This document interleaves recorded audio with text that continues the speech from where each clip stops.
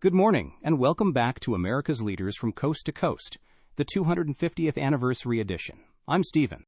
And I'm Leah. We are heading back to Southern California today. The San Gabriel Valley, the SGV. If you like food, this is your district. The tacos in El Monte, the dim sum in West Covina. It is unbelievable. We are in California's 31st district, and we are profiling a man who might be the luckiest politician in America. Literally. We are talking about Democrat Gil Cisneros. Gil Cisneros.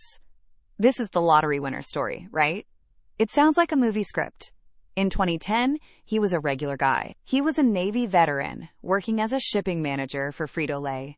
He stopped at a barbecue restaurant in Pico Rivera, bought a Mega Millions ticket, and boom, he won $266 million.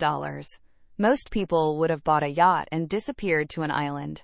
Gil Cisneros decided to run for Congress. But it wasn't a straight line. First, he became a philanthropist. He and his wife Jacki started a foundation to give college scholarships to Latino students. They realized that writing checks wasn't enough to fix the education system, so he got into politics.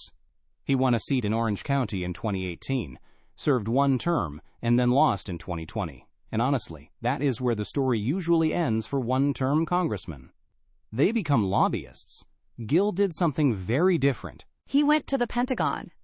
President Biden appointed him as the Undersecretary of Defense for Personnel and Readiness. That is a massive job.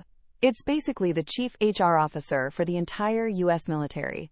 He was in charge of recruitment, training, healthcare, and diversity for millions of service members. He spent years working inside the belly of the beast. So when he decided to run for Congress again in 2024, this time in the San Gabriel Valley, he came back with a totally different resume. He wasn't just the lottery guy anymore. He was a Pentagon heavyweight. And he needed that gravitas because he was replacing a legend. Grace Napolitano held this seat for decades. She was the grandmother of the SGV. Cisneros had to prove he understood this new district. CA 31 is very different from his old Orange County seat. It's El Monte, Azusa, Baldwin Park. It is heavily Latino, very working class, and incredibly family-oriented. It's the kind of place where people live in the same house their grandparents bought in the 1950s. He won the voters over by focusing on veterans and small business. Being on the Armed Services Committee, he has a very specific crusade right now: military hunger. It sounds insane that we even have to say those words together, but there are thousands of junior enlisted troops who rely on food stamps to feed their families. Cisneros saw the data when he was undersecretary, and it made him furious. He is fighting to increase the basic needs allowance so that no soldier has to go to a food bank. He speaks with so much authority on this because he's seen the spreadsheets at the DoD. He is also big on education, which tracks with his philanthropy. He represents a district with a lot of dreamers and first-generation college students. He pushes hard for Pell Grant expansion. He says, "I used the GI Bill to get my MBA.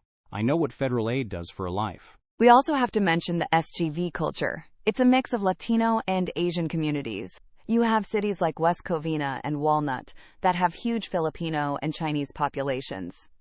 Cisneros is a member of the Congressional Hispanic Caucus, but he is very good at building that coalition. He talks about opportunity a lot. Whether it's opening a taqueria or sending your kid to Citrus College, he frames everything through that lens of the American dream. From Frito-Lay manager to lottery winner. From congressman to Pentagon chief and back again. That is Gil Cisneros.